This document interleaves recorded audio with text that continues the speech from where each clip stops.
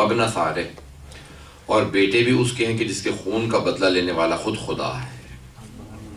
والوتر الموتور، اور جو بالکل ہر طرح سے اکیلا ہے۔ کچھ لوگ کہتے ہیں مثال کا جملہ ہے کہ اکیلا ہے، یعنی ان کا کوئی ساتھ نہیں، اور کچھ کہتے ہیں کہ نہیں، وہ ایک ایسے امام ہیں کہ جن کے ساتھ ان کے ان مصائب میں اور ان کی کچھ خصوصیات میں کوئی بھی شریک نہیں ہے۔ پتہ نہیں میں بات واضح کر سکوں کہ نہیں۔ والوتر الموتور، جو اکیلے ہیں ان کے ساتھ کوئی شریک نہیں۔ علامہ طباطبائی نے بحث کی ہے کہ میدان کربلا میں جو سید الشہداء کو مراحل نصیب ہوئے ہیں اور جو مواقع نصیب ہوئے ہیں وہ کسی نبی کو بھی نصیب نہیں ہوئے۔ بات ہے ہی نہیں، کسی بھی نبی کے لیے وہ مواقع نہیں ہیں جو سید الشہداء کے لیے، یعنی ارتباط خداوندی کے۔ اسی لیے کچھ چیزیں میدان کربلا کی وجہ سے مخصوص ہیں سید الشہداء سے، جو کسی سے مخصوص نہیں ہے، حتیٰ کسی نبی اور کسی امام سے مخصوص نہیں۔ کربلا کی وجہ سے کسی بھی نبی اور امام کے لیے اتنا غم نہیں منایا جاتا جتنا سید الشہداء کے لیے۔ کسی نبی اور امام کے لیے کسی بھی امام کا نہ سویم ہوتا ہے، نہ 10واں ہوتا ہے، نہ 20واں ہوتا ہے، نہ 40 ہوتا ہے۔ اتنے والے ہیں۔ کبھی آپ نے دیکھا کسی کا اتنا غم منایا کہ خود جناب ختم مرتبت کا اتنا نہیں، امیر المومنین کا کسی کے لیے نہیں۔ جو چیزیں سید الشہداء کے لیے ہیں وہ کسی کے لیے نہیں۔ کچھ علماء کہتے ہیں تفسیر ہے چھٹے امام کے اس جملے کی والوتر الموتور، کہ آپ بالکل اکیلے ہیں، کچھ چیزوں میں آپ اکیلے ہیں، سید الشہداء کوئی بھی شریک نہیں۔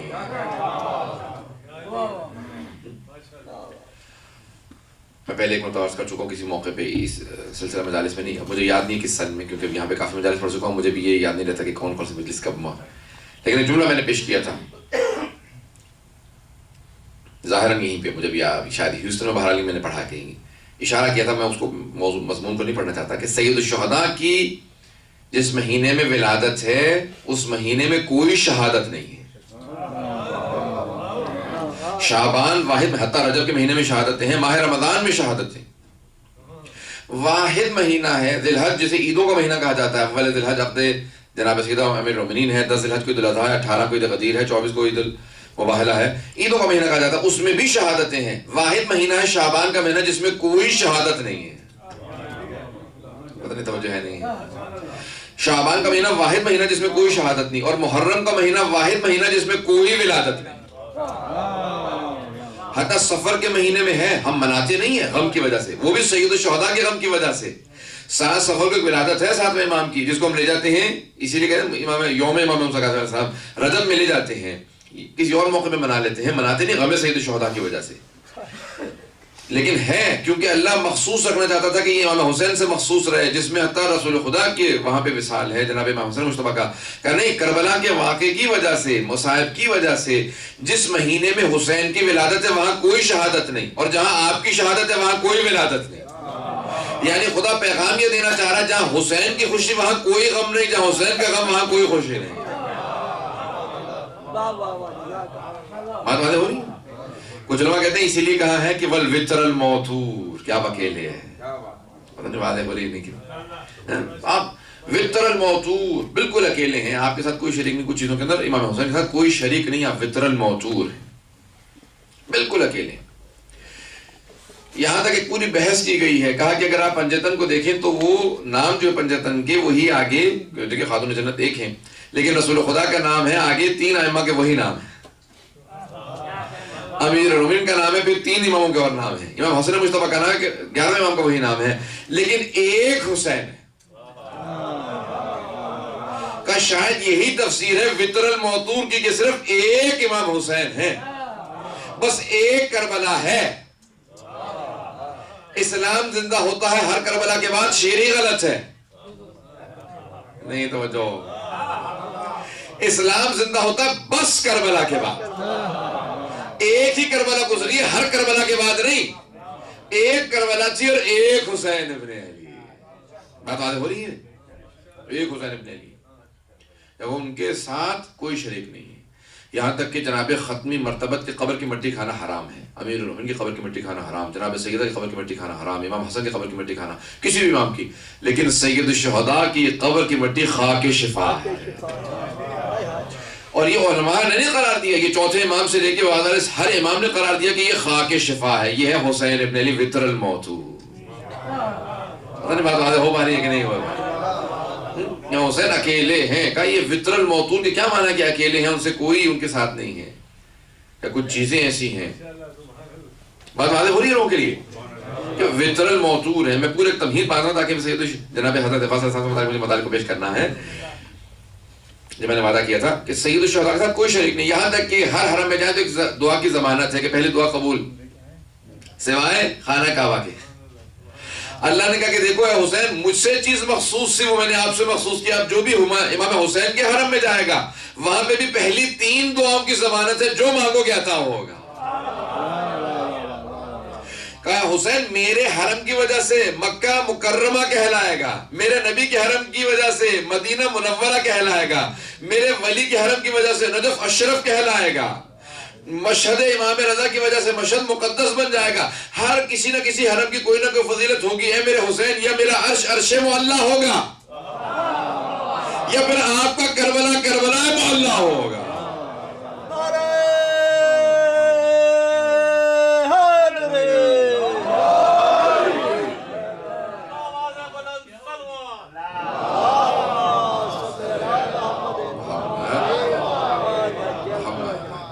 اور فرما رہے کہ وطر الموتور کون؟ سید الشہداء۔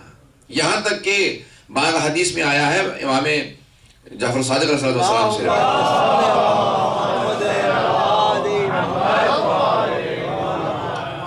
کہ مختلف زمینیں ایک مرتبہ فخر کرنے لگیں، تو خانہ کعبہ کی زمین جو ہے وہ جیتنے لگی۔ ایک مرتبہ اس نے کہا کہ مجھ سے بہتر کوئی زمین نہیں ہے۔ فخر و مباحثت کر رہے تھے نا، آپس میں مباحثت کر رہی تھی کہ اللہ کا حرم مجھ پہ ہے، اسماعیل کی قبر یہاں پہ ہے، سارے انبیاء کا یہاں پہ آنا ہوا ہے۔ اللہ نے کہا ہاں تو جیت جاتی، لیکن ایک اور زمین ہے جس کا نام کربلا ہے۔ ایک مرتبہ کربلا کی زمین کھڑی ہوئی اور اس نے کہا کہ اے مکہ کی سرزمین، تو نہیں جانتی اتنے ہوتے ہوئے میرے پہ ایک حسین ابن علی کے خون کا قطرہ ہے۔ خون حسین ہے، چوتھے امام کی حدیث ہے۔ کہا کہ دیکھو جب تم سجدہ کرتے ہو نا، سید الساجدین فرما رہے ہیں، بس سجدہ کون سمجھا سکتا ہے سید الساجدین کے علاوہ؟ تو آپ نے فرمایا کہ دیکھو سید الساجدین، کہا کہ ہر جگہ پہ سجدہ کرتے ہو نا تو سجدہ ایک مرتبہ اٹھتا ہے جب آپ سجدہ کرتے ہیں سبحان ربی الاعلی وبحمدہ، سجدہ کیا تو کہا یہ سجدہ اٹھتا ہے تو گر جاتا ہے، سجدہ اٹھتا ہے کہ آسمان پہ چلا جاؤں، اس نے تسبیح کی ہے، یہ سجدہ آسمان تک جائے، کہ سجدہ وہیں پہ گر جاتا ہے۔ کہا سجدے کی وجہ سے نہیں، تمہاری نیتوں کی وجہ سے وہ سجدہ اٹھ نہیں پاتا، آسمان تک نہیں پہنچ پاتا۔ کہ لیکن وہ سجدہ جس مرضی نیت سے کیا جائے، لیکن وہ سجدہ جو خاک شفا پہ کیا جائے وہ یہاں نہیں رکتا، عرش اعظم تک جاتا ہے، 7ویں آسمان تک چلا جاتا ہے۔ کہ بولا کیوں؟ کہا تمہارے سجدے کا نہیں، اس خون حسین کا صدقہ ہے، اس ایک سجدے کی وجہ سے جو سجدہ کیا کربلا کے میدان پہ حسین نے، کہ خاک شفا پہ جو سجدہ ہوتا ہے وہ 7ویں آسمان تک جاتا ہے۔ کہتا پروردگارہ میں آ گیا ہوں، تیری بارگاہ میں آ گیا ہوں، مجھے کسی نے خاک شفا پہ کیا تھا۔ اللہ اکبر، یہ ہے سید الشہداء۔ پتہ نہیں توجہ ہے سب کی سارے میرے بنوا، یہ ہے وطر الموتور، یہ سید الشہداء وطر الموتور، کہ ان کے ساتھ وہ اکیلے ہیں، ہر چیز میں اکیلے ہیں۔ 700 صفحے کی پوری کتاب لکھ دی مرحوم شیخ جعفر توستری یا شوشتری نے، شوشتر ایران کا شہر ہے چھوٹا سا، اور عربی میں کہتے ہیں توستر، تو شوشتری شیخ جعفر کبیر، شیخ جعفر شوشتری، حضرت شیخ جعفر شوشتری، جنہوں نے پورے نہج البلاغہ کی 14 جلدوں کی شرح لکھی ہے، انہوں نے پورے 700 صفحے لکھ دی خصائص الحسینیہ، کہ وہ چیزیں جو امام حسین سے مخصوص ہیں، کہ کسی کو نہیں دی۔ اللہ نے کہا کہ یہ حسین آپ سے، کا کیوں؟ کہ صرف اور صرف واقع کربلا کی وجہ سے، کہ جہاں پہ آپ دیکھیں گے حج کے سارے ارکان نظر آئیں گے، پتہ نہیں توجہ ہے نہیں آپ نے، میں نے یہ بھی پہلے جملہ پیش کیا تھا، پتہ نہیں توجہ ہے کہ نہیں۔ آپ جائیں گے نا، سید الشہداء حج چھوڑ کے گئے تھے نا، حج کے احرام توڑ دیے تھے، کہا کہ یزید خانہ خدا کی حرمت کو پامال کر دے گا، اس لیے میں چھوڑ کے جا رہا ہوں، اور پھر خطبہ دیا، کہا کہ لوگوں میں حج کو چھوڑ کے جا رہا ہوں، حج سے بے انتہا محبت کرتا ہوں، نواسہ رسول ہوں، 25 حج میں نے پا پہ ادا کیے ہیں، 25 حج میں نے پا پہ ادا کیے ہیں۔ آپ لوگ سب سن رہے ہیں، دعا عرفہ پڑھی، لوگوں نے دعا عرفہ سنی، کہا جب واپس جا رہے ہیں تو سب کے سب لوگ کہہ رہے ہیں، کہا ہم نے ایسی دعا زندگی میں سنی ہی نہیں جیسی حسین نے میدان عرفہ میں سنائی، ایسا خطبہ سنا ہی نہیں جیسا حسین نے دیا، ایسا آدمی دیکھا ہی نہیں جیسا حسین ابن علی کا، وہ نواسہ رسول ہے. ہمیں تو پتہ ہی نہیں تھا کوئی نواسہ رسول زندہ ہے. ابھی 50 برس ہوئے پیغمبر کو، 11 ہجری میں انتقال نہیں رسول خدا کا مثال ہے، 60 ہجری کے حج کے اندر سید الشہداء، 61 ہجری میں شہادت محرم میں. 50 سال میں لوگ بھول چکا کہ ہمیں پتہ ہی نہیں تھا کوئی نواسہ رسول ہے. انہوں نے کہا میں حج سے بے انتہا محبت کرتا ہوں لیکن حج چھوڑ کے چلے گئے. کہا میں مکے کو چھوڑ رہا ہوں تاکہ خانہ خدا کی حرمت پابند لوگ. کہاں جا رہے ہیں؟ تو کہا میں عراق جا رہا ہوں کیونکہ یزید میرا خون بہانا چاہتا ہے، میں نہیں چاہتا کہ حرم خدا کی حرمت پامال ہو. یہاں پہ آئے وہ آ کے سب کچھ تاراج کر دے، سب کچھ گرانے لگے، معاذ اللہ تلواریں چلنے لگے ہیں، جنگ ہو، سب کچھ یہاں پہ وہ دعویٰ کر دے گا، اس لیے میں چھوڑ کے جا رہا ہوں. اب سب کے سب لوگ کہہ رہے ہیں کہ کیوں چھوڑ کے جا رہے تھے اگر وہ اتنے نواسہ رسول تھے اور اتنی زیادہ محبت کرتے تھے سے؟ کہا انہوں نے کہا کہ یزید میرا خون بہا دے گا، میں نہیں چاہتا کہ یہاں پہ ایک مرتبہ آئے اور تلواروں کی جھنکار آنے لگی اور نجس لوگ باقاعدہ حرم میں داخل ہوں. یزید کی فوج نجس ہی تھے، کافر تھے. جو خون حسین کا پیاسا ہو وہ کافر ہے، کافر سے بدتر ہے. کہا میں نہیں چاہتا کہ اس قسم کے لوگ آئیں. تو کہا پھر کیا ہوا؟ کہا وہ چلے گئے. اب سب لوگ ہر جگہ پہ باتیں ہو رہی ہیں کہ حسین ابن علی حج کے احرام توڑ کے چلے گئے عراق. اب ایک مرتبہ روزے عاشور کے بعد اطلاع پہنچے گا حسین شہید ہو گئے. اب سمجھ میں آیا امام حسین کا فلسفہ کیا تھا حج پہ جانے کا. سارے حاجیوں میں ایک مرتبہ ایک بیداری سب کو دے دی کہ میں نواسہ رسول ہوں، حج سے محبت کرتا ہوں، چھوڑ کے عراق جا رہا ہوں، مجھے شہید کر دیا جائے گا. اب ایک مرتبہ ہر جگہ پہ خبر پہنچنے لگی حسین شہید کر دیے گئے. ہر آدمی کہنے لگا ہاں وہ بتا رہے تھے کہ شہید کر دیے جائیں گے، اپنا ہدف بھی بتا رہے تھے، مقصد بھی بتا رہے تھے. حکمت امامت کو کوئی نہیں سمجھ سکتا، مصلحت امامت کو کوئی نہیں سمجھ سکتا. مقام امامت کا وطر الموتور کا ان کے ساتھ کوئی نہیں ہے، بے انتہا سے محبت کرتے ہیں. اور یہ سب چھوڑ کے یہاں سے گئے، کہاں پہ گئے؟ کہاں عراق گئے، کربلا گئے. اور اس کے بعد سارے کے سارے لوگوں کو حاجیوں کو متوجہ کیا. اس مقام پہ جہاں سب کو متوجہ کر رہے تھے تو وہاں پہ ایک رسول خدا کا آزاد کردہ غلام انس بن مالک وہ موجود تھا. تو امام حسین نے خطبہ دیا، کہا کہ اے لوگو میں نواسہ رسول ہوں، میرے جد رسول خدا نے فرمایا کہ میں جوانان جنت کا سردار ہوں. میں سارے اپنے فضائل بتانے لگے. سارے لوگ دیکھ رہے، سن رہے اور رو رہے. اتنے میں کہا انس تم موجود تھے، تمہیں یاد ہے یہ میرے جد رسول خدا نے کہا تھا؟ انہوں نے کہا مجھے کچھ یاد نہیں. جیسے کہا نا کچھ یاد نہیں ہے تو سید الشہداء کو بہت جلال آیا. کہ پروردگار اگر یہ سچ کہہ رہا ہے تو اس کو معاف کر دے، لیکن اگر یہ جھوٹ کہہ رہا ہے تو جب یہ مدینے جائے نا تو اس کے چہرے پہ آثار نمودار کر دے. جیسے وہ مدینے پہنچے تو لوگوں نے کہا کہ انس تجھے کیا ہو گیا؟ اب تو بچے تجھ سے ڈرنے لگے ہیں، لوگ تجھ سے بھاگ فرار کرنے لگے ہیں. کہا میں نے حسین ابن علی کی تصدیق نہیں کی تھی. اب تصور واضح ہو رہی ہے کہ وطر الموتور، سید الشہداء وطر الموتور ہے. اس مقام پہ جہاں سید الشہداء اپنا تعارف کروا رہے تھے، دیکھیں خانہ کعبہ کی آپ نے جو جا چکے ہیں حاجی وہ دیکھیں گے تو خانہ کعبہ بہت ایک بلند ساختمان ہے، عمارت جو ہے وہ کافی اس کی بلند ہے. اور اس کی چاروں طرف جو مسجد اس کا نام مسجد الحرام ہے. مسجد الحرام میں ایک رکعت 1,00,000 رکعت کے برابر ہے دوسری جگہوں پہ. اور خانہ کعبہ کے اندر نماز یا چھت پہ اس کی نماز خانہ کا مسجد الحرام میں 1,00,000 رکعت کے برابر ہے. پتہ نہیں واضح کر سکتے. خانہ مسجد الحرام میں 1,00,000 رکعت کے برابر خانہ کعبہ کے اندر نماز پڑھنا. اب تو صرف بادشاہوں کے لیے کھولی جاتی ہے جن کی نمازیں قبول نہیں. اہل سعودی کہاں نمازیں قبول؟ یہودیوں کی سعودیوں کی نمازیں قبول نہیں ہوتی. پتہ نہیں بات واضح ہوئی ہے کہ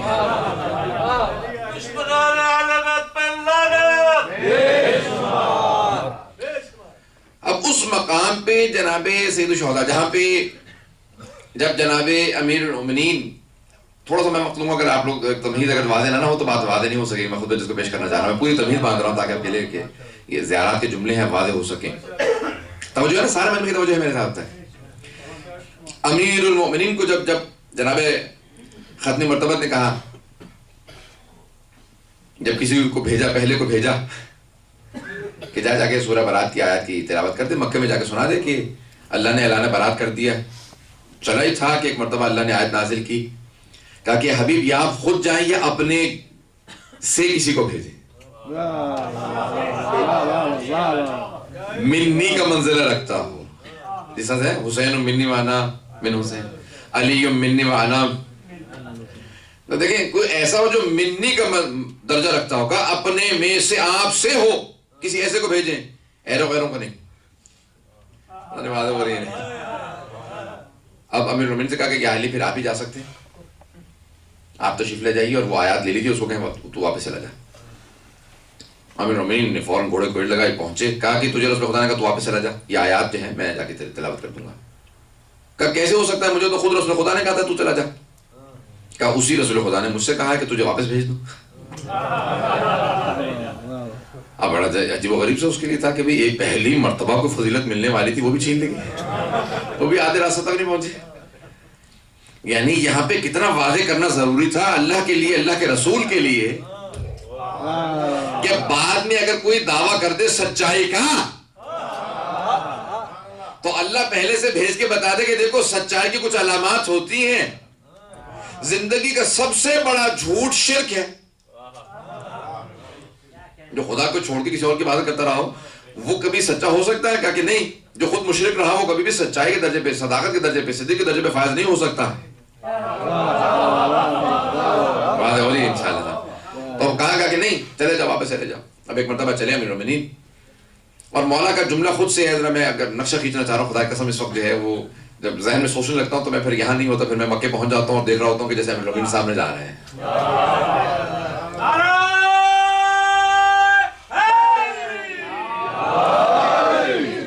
تصور کیجیے گا، پورا ذہن کے اندر میں آپ کے لیے پورا تمہید باندھ کے پیش کرنا چاہ رہا ہوں جناب عباس ابن علی نے کس طرح سے اس کو پیش کیا ہے۔ اگر سمجھ لیں گے جناب امیر المومنین کا بیٹا ہے اور یہ علی جا رہے ہیں، جس طرح سے مولا نے خطبے کو پیش کیا ویسے بیٹے نے خطبے کو پیش کیا۔ اب ایک مرتبہ مولا امیر المومنین چلے، آپ نے خود سے فرمایا، کہا کہ دیکھو کسی نبی کا جناب موسیٰ کا تقابل نہیں ہے مجھ سے۔ کہا کیوں؟ کہا کہ دیکھو موسیٰ کو اللہ نے جب بھیجا تھا کہ جا کے اذهب الى فرعون انه طغى، کہ جاؤ جا کے موسیٰ فرعون کو تبلیغ کرو، وہ طغیان گر ہو گیا، باغی ہو گیا، خدائی کا دعویٰ کرنے لگا۔ تو جناب موسیٰ نے ایک مرتبہ کہا تھا ارسل معی ہارون اخی، پروردگارہ میرے ساتھ میرے بھائی ہارون کو بھیج دے، کیونکہ رب انی قتلت منهم نفسا فاخاف ان یقتلونی، پروردگارہ میں نے ان کے ایک آدمی کا قتل کیا ہے، ڈرتا ہوں کہ اس کے بدلے میں مجھے قتل نہ کر دیں۔ فاخاف ان یقتلونی، یہ خوف نبوت کا خوف نہیں ہے، بلکہ کہا کہ ابھی تک مجھے جہاد کا حکم نہیں ہے، مجھے حکم نہیں ہے۔ اور وہ اگر کہیں گے نہیں تو نے ایک آدمی قتل کیا، تو حکم بے گناہ نہیں تھا، وہ ظالم تھا، ظلم کر رہا تھا جناب موسیٰ کے فالوورز کے اوپر، ان کے ماننے والوں پہ۔ تو انہوں نے جناب موسیٰ نے کہا کہ خبردار، جیسے اس کو روکا، دھکا دیا، وہیں سے اوپر سے گر کے وہ زمین پہ مر گیا۔ کہ رب انی قتلت منهم نفسا، پروردگار ان کے ایک آدمی کا میں نے قتل کیا ہے، فاخاف ان یقتلونی، پتہ نہیں توجہ ہے، سارے مجمع کی توجہ میرے ساتھ ہونی چاہیے، سارے مجمع کی توجہ میرے ساتھ ہو۔ کہ فاخاف ان یقتلونی، پروردگار ایک آدمی کا میں نے قتل کیا ہے، مجھے خوف یہ ہے کہ اس کے بدلے مجھے کہیں مار نہ دیں۔ امیر المومنین سے پوچھا کہ یا علی آپ افضل ہیں جناب موسیٰ؟ کہ موسیٰ نے ایک آدمی کا قتل کیا تھا، جب اللہ نے حکم دیا نا کہ جا کے فرعون کو تبلیغ کرو، تو کہ موسیٰ نے ایک آدمی کا قتل کیا تھا، اور وہ خوف کھا رہے تھے، ڈر رہے تھے کہ اس کے بدلے مار نہ دیں۔ کہ جب مجھے اللہ نے اور رسول اللہ نے حکم دیا کہ یا علی جائیے جا کے سورہ برات کی تلاوت کر دیجئے، تو کہ مکے کا کوئی ایسا گھر نہیں تھا جہاں میں نے کسی کا قتل نہ کیا ہو۔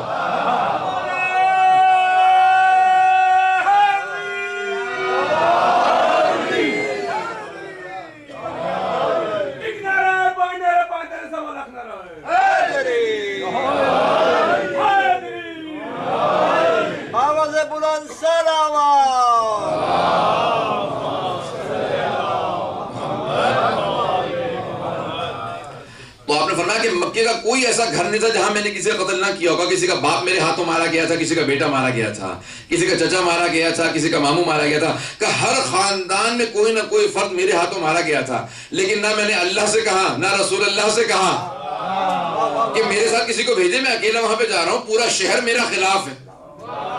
کہ میں نے کسی سے نہیں کہا کہ اسی لیے میں موسیٰ سے افضل ہوں، کہ وہ اللہ سے کہہ رہے تھے کہ پروردگارہ میرے ساتھ میرے بھائی ہارون کو بھیج دے، اگر وہاں پہ کوئی قتل کی بات ہے تو یہ جنگ کرے گا، مجھے تو ابھی اجازت نہیں ہے۔ کہ مکے میں اللہ نے حکم دے دیا تھا، مکے میں تلوار نہیں چلائی جا سکتی، توجہ ہے یا نہیں ہے؟ یہ خانہ خدا ہے، اس کی حرمت کو پامال نہیں کر سکتے، تلوار نہیں چلے گی۔ کہ ذوالفقار نہیں لے کے گیا تھا، سارا مکہ دشمن تھا، پھر بھی دل میں کوئی خوف نہیں تھا۔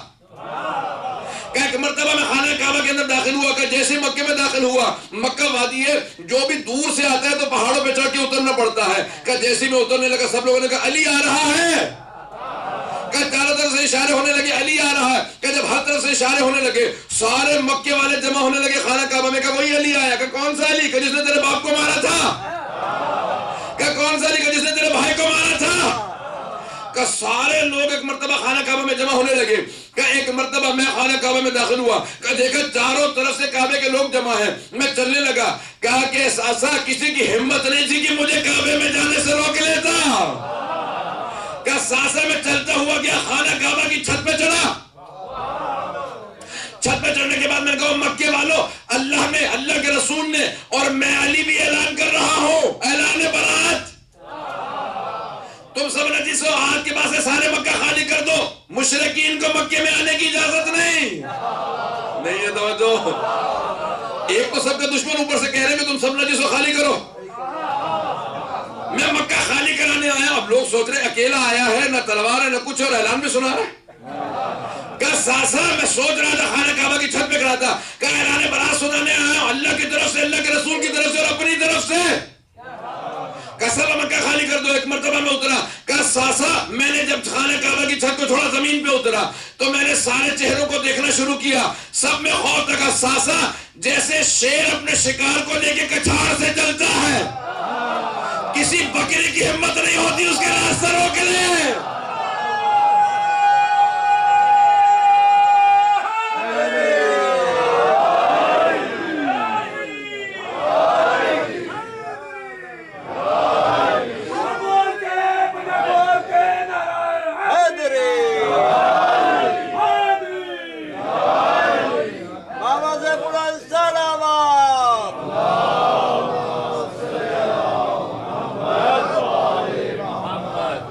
ساسا جس طرح سے شیر جب کچھاڑ سے شکار کو لے کے چلتا ہے نا، اور کسی بکری کی ہمت نہیں ہوتی شیر کا راستہ روک لے.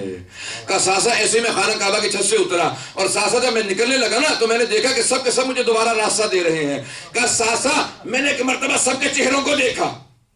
جب میدان جنگ میں اترتے تھے نا سب لوگ کہتے تھے وہ سرخ آنکھوں والا آ گیا. امیر مومنین کی آنکھیں بہت خوبصورت تھی، بہت بڑی بڑی آنکھیں تو بہت سرخ. جب ایک مرتبہ دانت بھیجتے تھے تو پوری آنکھیں سرخ ہو جاتی تھی. تو اکثر لوگوں کا وہیں پہ پتا پانی ہو جاتا تھا. کہا کہ جو آنکھیں دیکھ لیتے تھے وہ فرار کرنے لگے کہ یہ آنکھیں بتا رہی ہیں کہ کھا جائیں گے، یہ شیر ہے. کہ یہ آنکھوں سے قتل کرنا جانتے ہیں. کہ ساسا میں نے ایک مرتبہ سارے مجمع کو نگاہوں سے دیکھا. کہ ساسا میں نے سب چہروں پہ خوف دیکھا. پھر میں نے اپنے دل میں جھانک کے دیکھا مجھے کوئی خوف نہیں تھا. کہ ساسا اس لیے میں موسیٰ سے افضل ہوں. اللہ تعالیٰ کا پورا ذہن کے اندر نقشہ ہو یہ خانہ کعبہ ہے. اس خانہ کعبہ کی کیا حرمت ہے. کہا کہ اس کے ستر خانہ کعبہ کو تبدیل کرنے کے لیے آج بھی لوگ چھتوں پہ چڑھتے ہیں اور وہاں سے ستر کو اٹھایا جاتا ہے. خانہ کعبہ کے ستر کسوہ کہا جاتا ہے ستر خانہ کعبہ کو، جو اس کے اوپر پردہ رکھا جاتا ہے کالے رنگ کا غلاف. یہاں تک کہ جب بعد میں آگا غربت کا دور ہے، آج کے بعد سے خانہ کعبہ کا پردہ نہیں رکھیں گے. تو امیر المومنین نے کہا کہ یاد رکھو فاقے کر لینا، خانہ کعبہ کی کسوت کو مت چھوڑنا. نہیں توجہ ہو. اسے کہ کسوہ احکام فقہی احکام میں اس کے خانہ کعبہ کی کسوت خانہ کعبہ کی جو ستر ہے، جو غلاف ہے خانہ کعبہ کا کالے، ہمیشہ کالا ہی غلاف ہے. نہیں توجہ ہے نہیں ہے. دیکھیں اللہ نے کیا کیا. اللہ نے کہا کہ دیکھو میں نے اپنے بیت پہ کالی چادر اڑا کے بتا دیا ہے کہ یہ ہے میرا بیت، یہ سارا حرم، یہ ہے بیت. حرم سارا ہے، یہ بیت. تو رسول خدا نے کیا کیا، اپنے گھر میں اپنے اہل بیت پہ چادر ڈالی کالی. کہ حرم سب ہے، یہ ہے اہل بیت. انداز ہے کہ کہا کہ اسی انداز سے کہا انہوں نے بھی تعارف کروایا. تو اللہ نے کہا کہ دیکھو نہیں خانہ کعبہ کا کالا غلاف ہوگا. کالا غلاف اڑھایا اور ایک مرتبہ کہہ دیا کہ اس کی ستر واجب ہے. میرے مولا نے کہا فاقہ کر لینا، خانہ کعبہ کی کسوت کو مت چھوڑنا، کسوہ خانہ کعبہ کو. کہا کیوں یا علی، لوگوں کا فاقہ زیادہ اہم ہے. آج یہ بہت سے لوگ کہہ جاتے ہیں نا کہ یہ سونے چاندی کی ذریعہ لگا رکھی ہے، لوگ فاقے سے مت. پتہ نہیں توجہ ہے یا نہیں ہے. میرے مولا نے کہا کہ لوگ فاقے سے رہیں لیکن خانہ کعبہ. کہا کہ کیوں؟ کہا اس سے ہماری عقیدت کا اظہار ہوتا ہے. مسلمانوں کی غیرت کا مسئلہ کا خبردار کسوت خانہ کعبہ کو چھوڑا. کہ ایک وقت کا کھانا چھوڑ دینا ایک وقت کا، لیکن خانہ کعبہ کا غلاف، یہ جو ستر ہے، یہ جو خانہ کعبہ کا پردہ کا، اس کو ہر سال بدلا جائے گا، اس کا ایک اہتمام ہے جس طرح سے اس کے پورے احکام ہیں. آج اگر میرے مولا نہ بتاتے لوگوں کو کہاں پتہ چلتا ہے؟ تو کہ اس کے احکام ہے کہ اس کے بعد کون جائے گا، کس طرح سے جائے گا، وضو کی حالت میں جائے گا، خانہ کعبہ کی چھت پہ چڑھتے ہیں، کس طرح سے سارے احکام میرے مولا نے سارے سمجھائے آج تک. پھر وہی نسلوں کے اندر اہل بیت کے ساتھ ساتھ رہا. اب ایک مرتبہ امیر المومنین جو خانہ کعبہ کی چھت پہ چڑھنے کے بعد آپ نے اعلان کیا، کہا کہ دیکھو اللہ نے اعلان برات کر دیا، سورہ توبہ کی ابتدائی آیات. اور اس کے بعد جناب عباس جب امیر جناب سید الشہداء کے ساتھ تھے، کہا ہم جانے والے ہیں، اب ہم یہاں سے کوچ کرنے والے. بس یہ الفاظ تھوڑے سے سن لیجیے گا انشاءاللہ تعالیٰ. جب تک آپ چلتے رہیں گے میں بھی چلتا رہوں گا، جب تک آپ نہیں چلیں گے تو میں بھی نہیں چلوں گا. ایک مرتبہ اسی علی بن ابی طالب کی دیکھیں دو شخصیات میدان کربلا کے اندر ہیں، دونوں کو دو بڑی ہستیوں سے نسبت ہے. جناب علی اکبر کو رسول خدا سے اور جناب عباس کو امیر المؤمنین سے. اور جو مقام جناب عباس کا ہے وہ تمام خاندان اہل بیت میں 14 معصومین کے بعد کسی کا نہیں ہے. بہت عظمت ہے جناب عباس کی، ہر معصوم نے ان کے نام لے کے عظمت کا اظہار کیا، ہر ہمارے امام نے بے انتہا عظمت ہے. یہاں تک کہ پوری بحث 12ویں امام سے پوچھا، ایک عالم دین نے کہا پورے علماء میں اختلاف ہو گیا تھا نجف میں کربلا میں کہ زیادہ مقام کے امام حسین کو زیادہ محبت کس سے تھی، جناب عباس سے جناب علی اکبر سے؟ توجہ ہے لوگوں کی؟ تو کہا امام زمانہ سے پوچھ لیتے ہیں. سب اعمال کرنے لگے. کہا کہ بھی ٹھیک ہے امام زمانہ کو خط پہنچاؤ، معلوم کیا جائے کہ امام حسین کو زیادہ محبت کس سے تھی، جناب علی اکبر سے تھی یا جناب عباس؟ ان دونوں کا مقام جو تھا وہ کسی اور کا نہیں. تو امام زمانہ نے کہا کہ جناب سید الشہداء کو جناب عباس زیادہ عزیز سے، جناب علی اکبر زیادہ محبوب تھے. کہا جناب عباس زیادہ عزیز سے، جناب علی اکبر زیادہ محبوب تھے. کہا یہ بالکل بے عین ہی وہی جواب ہے جو 12ویں امام نے دیا، یہ عین وہی جواب ہے جو جناب ختنی مرتبت نے جناب سیدہ کو جواب دیا ہے. جب جناب سیدہ نے کہا نا کہ یا ابا الحسن، بی بی کبھی یا علی نام نہیں لیا کرتی تھی، ہمیشہ یا ابا الحسن کہہ کے. اور جناب امیر المومنین بھی کبھی فاطمہ نہیں کہا کرتے تھے، نام نہیں لیتے تھے. یہ ابنت رسول اللہ ہے، دختر رسول، نام نہیں، دونوں نے ایک دوسرے کے تعظیم سے. کہا کہ یا ابا الحسن، میرے بابا کو کس سے زیادہ محبت ہے، آپ سے یا مجھ سے؟ کہا آپ کے بابا ہر روز آپ کی زیارت کے لیے آتے ہیں، اپنے بابا سے خود پوچھ لیجئے گا. کہا بابا جان آپ کو کس سے زیادہ محبت ہے، ابو الحسن سے یا مجھ سے؟ کہا کہ اے میری لخت جگر، علی مجھے زیادہ عزیز ہے، آپ زیادہ محبوب ہیں. پتہ نہیں توجہ ہے نہیں ہے. یہی 12ویں امام نے امام حضرت عباس اور جناب علی اکبر کے لیے امام حسین سے نسبت دی ہے. کیا مطلب ہے؟ کہ عزیز جس کی عزت انسان زیادہ کرتا ہو، محبوب جس سے محبت زیادہ کرتا ہو. کہ جو امیر المؤمنین کے لیے رسول خدا نے کہا کہ مجھے زیادہ عزیز ہے عزت میں ان کی، لیکن محبت آپ سے. تو اگر دونوں کے اندر کوئی فرق نہیں رکھا، اہل بیت کہتے ہیں انہیں جو تفریق نہ کریں. پتہ نہیں توجہ ہے نہیں ہے. کہ سید الشہداء 12ویں امام سے جب پوچھا گیا تو آپ نے بھی وہی کہا کہ عباس زیادہ عزیز سے، علی اکبر زیادہ محبوب. کہ وہی واضح رہے کہ جو عظمت دونوں کا مقام بہت زیادہ ہے. تو اب جناب عباس علمدار ہیں. اب وہ اسی انداز سے جانتے تھے کہ وہاں پہ جناب ختمی مرتبت کا دفاع تھا، یہاں حسین ابن علی کا دفاع ہے. اور یہی جملہ ملتا ہے جب کسی ملعون نے ایک مرتبہ کہا نا کہ عباس لگتا ہے کہ آپ کے بابا کو آپ سے محبت نہیں ہے. تو آپ نے کہا خدا تیرا منہ توڑ دے، تو میرے بابا کی نیت پہ شک کر رہا ہے، تو نہیں جانتا وہ معصوم ہے. کیا امام معصوم کون ہوتا ہے؟ کیا جو آئیڈیل باپ ہوتا ہے، کیا جو بہترین باپ ہے، جو بہترین شوہر ہے، جو مثالی ہر چیز میں ایگزمپلری ہے، ہر چیز میں مثالی ہے. کیسے ہو سکتا ہے کہ بیٹے سے محبت نہ کرے جبکہ میری کو خطا بھی نہیں؟ نہیں توجہ. کہتے میرے کو خطا بھی نہیں ہے تو باپ کیوں محبت نہیں کرے گا؟ خدا تیرا منہ توڑ دے، تو منافق ہے، میرے باپ کی نیت پہ شک کرتا ہے. تو کہا پھر کیا بات ہے کہ آپ کے بابا ہمیشہ آپ سے کہتے ہیں عباس آگے بڑھو، عباس حملہ کرو، عباس پانی لاؤ، عباس عباس، ہر چیز میں عباس. کبھی نہیں کہتے حسن یہ کرو، حسین یہ، حسن حسین کچھ نہیں، ہر بات میں آپ سے کہتے ہیں. کہ تو نے نہیں سنا کہ رسول خدا نے کہا تھا حسن حسین میرے بیٹے ہیں؟ کہ جب رسول خدا نے کہہ دیا حسن حسین میرے بیٹے ہیں تو میرے بابا رسول خدا کے بیٹوں کو نہیں اپنے بیٹے کو حکم دیتے ہیں. پتہ نہیں بات آج ہو گئی. کہا کہ اس کی مثال کیا ہے؟ کہا کہ حسن حسین میرے بابا کی آنکھیں ہیں، میں اپنے بابا کا ہاتھ ہوں. میرے بابا اپنے ہاتھ سے اپنی آنکھوں کی حفاظت کرتے ہیں. اور فرمایا آپ نے کہ جناب عباس کی عظمت ہے. جناب عباس جس کے لیے ہر امام نے ایسے ایسے الفاظ استعمال کیے ہیں کہ جس سے علماء ان کی عصمت کے قائل ہیں. جناب عباس کی عصمت کی، یعنی جب ہم کہتے ہیں نا معصوم 14 تو محصور میں 14 نہیں ہے، یعنی حسب نہیں ہے، یعنی لیمیٹڈ نہیں ہے، کیونکہ سارے انبیاء معصوم ہیں. پتہ نہیں واضح ہے یا نہیں؟ سارے انبیاء معصوم ہیں. جناب مریم معصومہ ہے، ملائکہ معصوم ہے، یعنی محصور میں 14 نہیں ہے، لیکن 14 جیسا کوئی معصوم نہیں ہے. بات واضح ہو رہی ہے؟ یہ نہیں ہے کہ محصور بے 14 ہے، بلکہ 14 جیسا نہیں ہے. یعنی اللہ نے جن کے لیے کائنات کو خلق کیا یہ 14 ہیں، لیکن ایسا نہیں ہے کہ کوئی اور اللہ نے خلق نہیں کیا عظمتوں والا، عصمت والا. اب درجات جناب زینب کبریٰ کا بہرحال جو مقام ہے وہ کسی کا نہیں ہے، لیکن اس کے بعد جو ہے جناب عباس کے لیے جتنے فضائل ہیں، میں تفصیلات میں نہیں جا سکتا، جو میں جو خطبے سے مطالب پیش کرنے مطالب جہاں تک آپ چلتے ہیں، میں نے کہا نا وہاں تک میں بھی چلتا رہوں گا.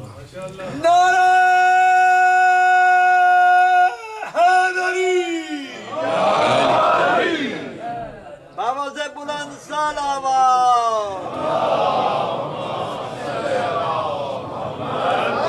سپر ڈپر نعرہ حیدری، نعرہ حیدری، اب تو چاروں طرف سے انشاءاللہ صدا آ رہی ہے کہ جاری رکھیں.